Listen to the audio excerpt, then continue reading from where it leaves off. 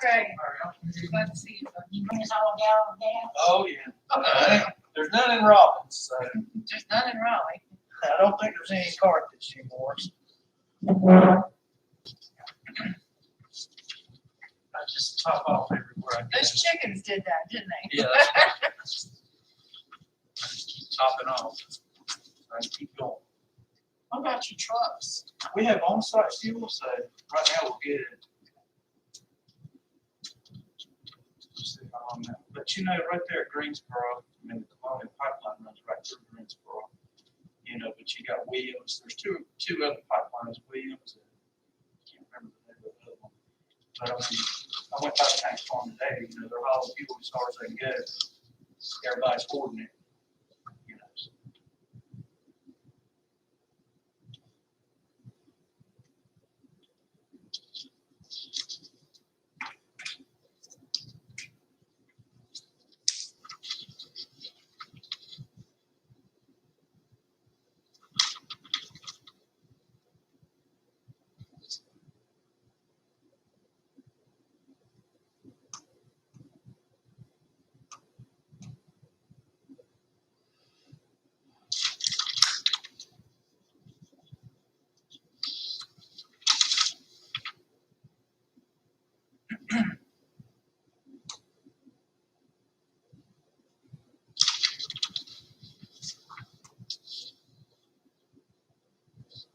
So all the stations, right? Oh, that's crazy.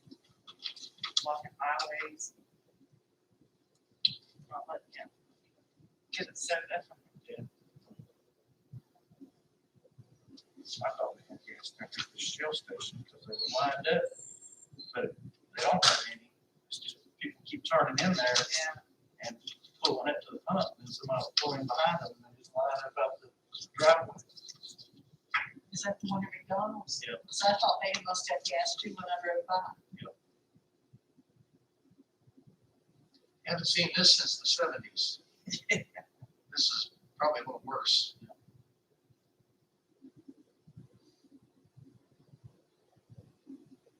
Yes, and in the seventies, they gave you a day to go. Your sign days. Went by your tag number, Yes, odd, even. So I even, and I can remember getting up like 5 o'clock in the morning to go get mine, get gas. That's crazy. And I don't ever pay for gas with a credit card. I always pay cash. They wouldn't do that. So you stay at the pump, you put your card in, get out of there. And wait, I don't even know. Yeah, just for speed, get everybody. Yeah, they used to. They had employees out in the, where the pumps were helping keep people from bumping into each other and stuff. So they said that. Do your card. Okay.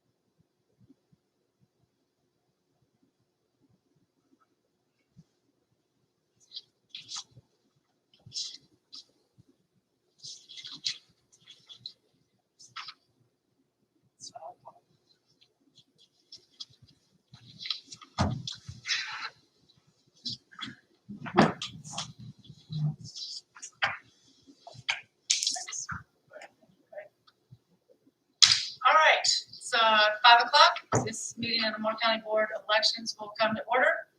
My name is Elizabeth Mangrum, Chair of the Moore County Board of Elections. I'm going to call the cast of members, and you can raise your hand to let the public know who you are.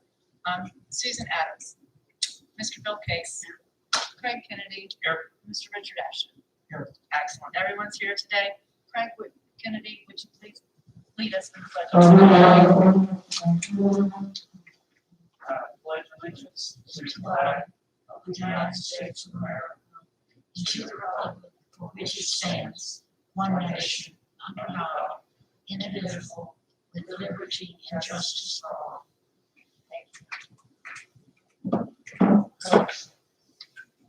Mrs. Clinton, has anyone signed up to speak publicly today? Thank you. Hearing none, I would like to remind board members of your duty and responsibility to avoid conflicts of interest or the appearance thereof. Having reviewed this afternoon's agenda, does any member have a conflict of interest coming before the board today? Great.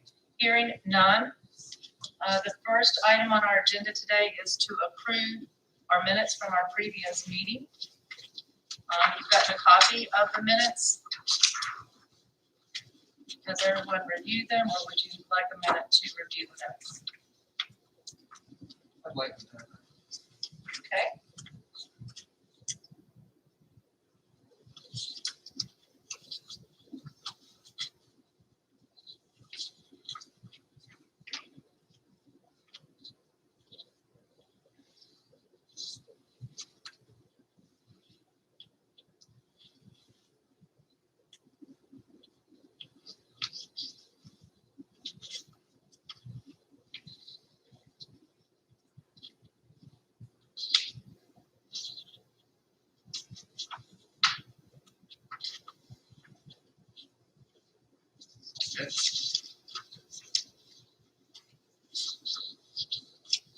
I'll move that we accept the minutes as presented.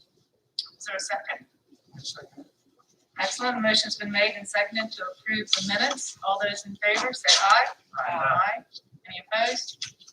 Thank you. The minutes are approved unanimously. The next item on our agenda is to discuss the statutory obligations, including the budget and finance. Mrs. Clendenin? The board will remember last meeting, we kind of reviewed the letters and the calendar of all statutory obligations. And so the county is currently in the budget process. And so in the statute, it basically says that as a board of elections, that the chairman and the director have to develop a budget to present to the commissioners so that they will know what our expenses are for the year, which we've already done. And with regard to employees, it says that the commissioners must fund the board of elections and give the benefits to those that are employed by the board of elections, the same as other county employees, other than we are not county employees, we are employed by the board. And so those are some statutory references that apply to us. Now, we've had the question, and Elizabeth continues to want a nice, clear answer on who of our organization is an employee of the board. And it changes whenever you're talking about different sections. As far as the finance department, they treat some of our workers for one stop as employees and resource people for IRS purposes. And they're on direct deposit just as you are. But as board members, you're not really employees because the question has come up. Could y'all participate in the North Carolina retirement system? And the answer that came back was no, that you're not full-time employees of the county and paying into the system. So I asked the state wouldn't answer me. They just said you need to ask the county. But that's what the county had said. That's a benefit given to full-time employees of a local government, and y'all are not full-time employees. And so within the statutes of 163, the state board interprets that most of our workers are not employees It would just be those that are employed by the county in a more full-time position. In finance, of course, they have obligations for us to follow. And whenever we enter into business as a board, like a lease or a purchase, the election laws are very specific, as you know, when we're buying equipment. Now, as far as running the office, it's very, very definite for us too. We're supposed to get bids or check prices on everything we buy, make sure that we're getting the most economical deal.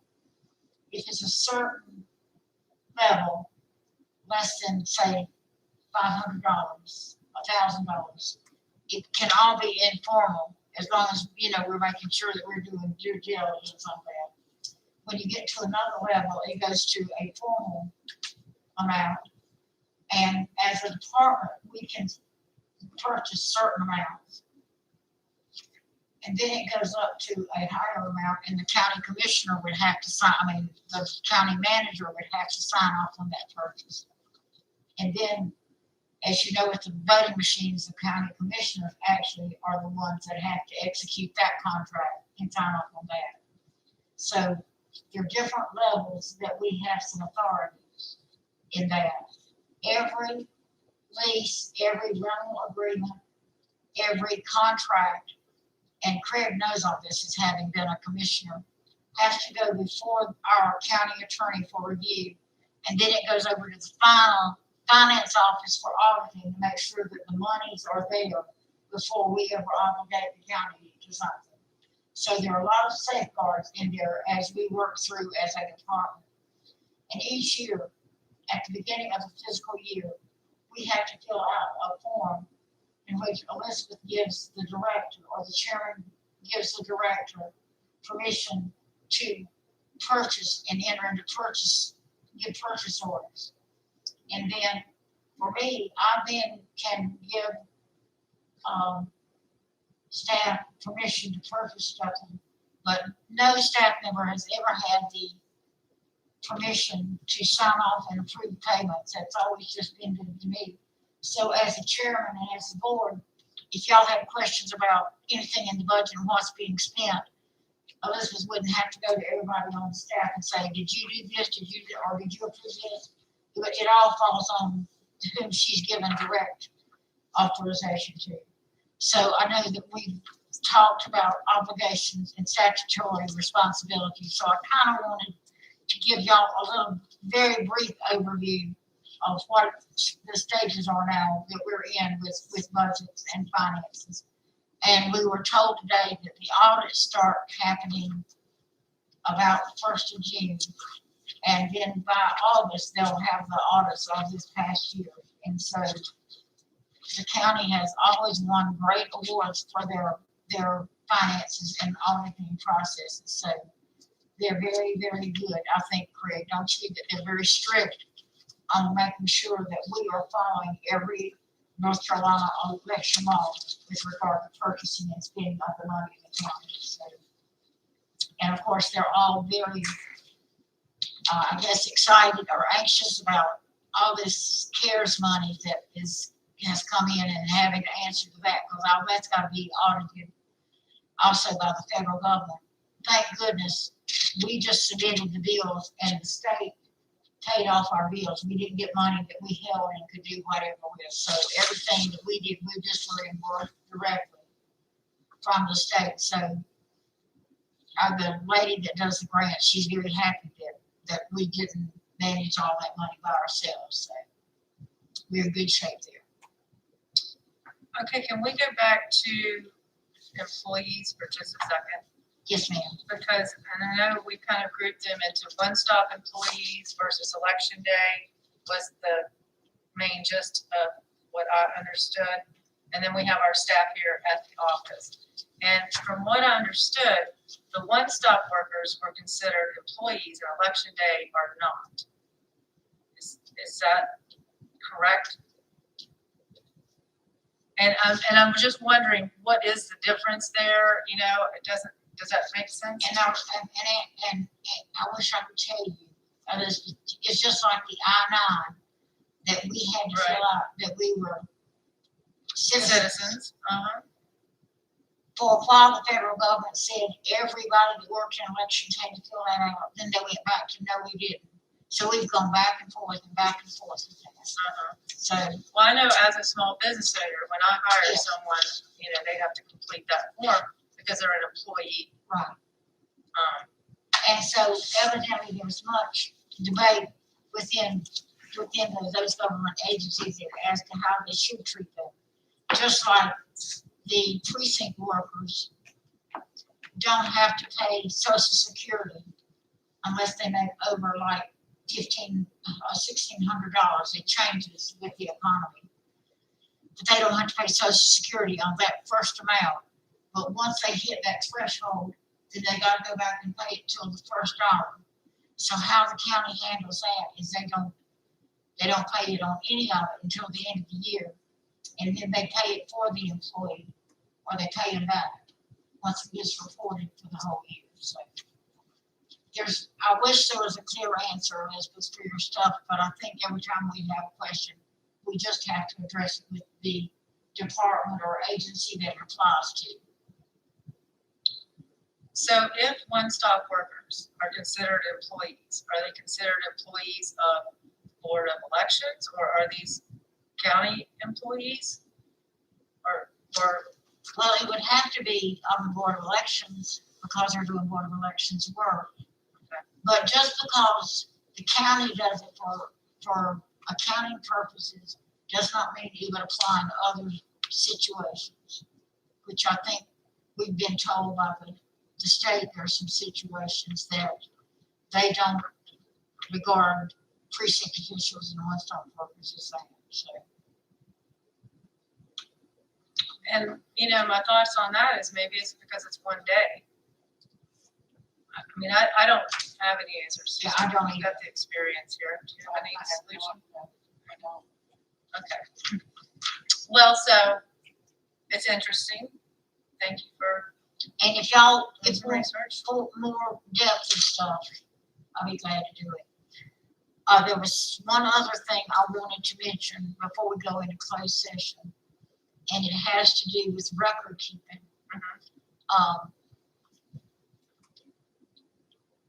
In fact, I asked Ann, and I don't think did it. I asked them to pull each of your voter registration records because Richard and Craig's and Elizabeth and Susan's would be totally different from Bill's. Because to pull Bill's, we would just have to go into his record and go into the day that we got his application, and then go to, in the file cabinet, the batch number that we actually processed him, and there would be a group of papers or applications that would be wrapped around with the batch number and be banded and filed that way. When I first came, and this is up until about 2008, everybody had a card alphabetically filed, and everything that I did with my record was stapled together, and that's how we maintained everybody's record. And so then we went into the computer age, and we had all the records computerized. And they asked us to do a clip of a signature on all the old registrations. So the last time North Carolina had a complete registration was 1968, when we went to a permanent registration system. And so if you looked at my record, you wouldn't see stuff scanned back in the old days, but you would see that they clipped my signature off my original. And we did that one year all summer long. All we did was pull the hard copy, scan it, and clip the signature to everybody's record. Because the state wanted all the old records to have everybody's signature. So when we were verifying the petitions, it'd be right there. So now when we get stuff in, and it's all new, like I said, it's all filed just by days. So when Carrie finishes her day's work, she puts a band around it, it's identified, and it's put in a fireproof cabinet. And so we'd have to go into Mr. Case's record and see what day and what batch number, and just go pull out that application that he might have sent in, but it will be with a bunch of other papers.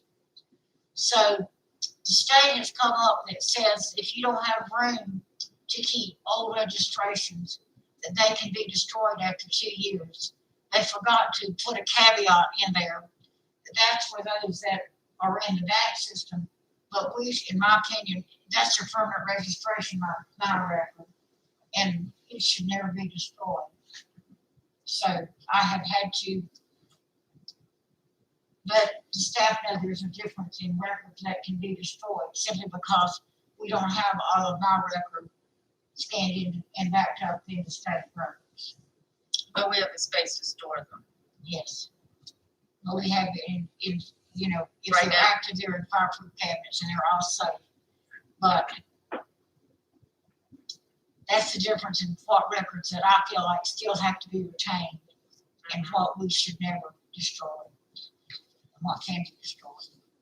Because you can imagine being in the large counties, there just wouldn't be enough room to keep everything like we can in small counties. And so, Madam Chairman, unless the board has some questions about that, that's all I have to present during the open session today. Need a motion to go into closed session? Yes, does anybody have any questions about employees? Okay, certainly. What are we discussing in closed session? That's. I mean, that's personnel issues or, you know, really. Craig, it's gonna be, performance of an employee.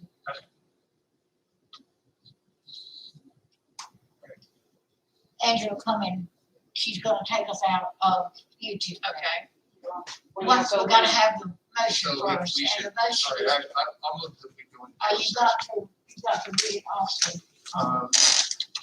for the reasons of complying with the statute 143, 318.11, 6, to consider the qualifications, competence, performance, character, fitness, condition of employment, or conditions of employment, or conditions of initial employment of an individual public officer or employee or prospective public officer or employee, or to hear or investigate a complaint, charge, or grievance by or against an individual public officer or employee.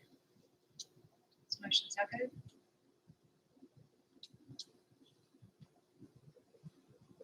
I'll second the motion. All those in favor? Aye. Opposed? Hearing none, then we will begin closed session.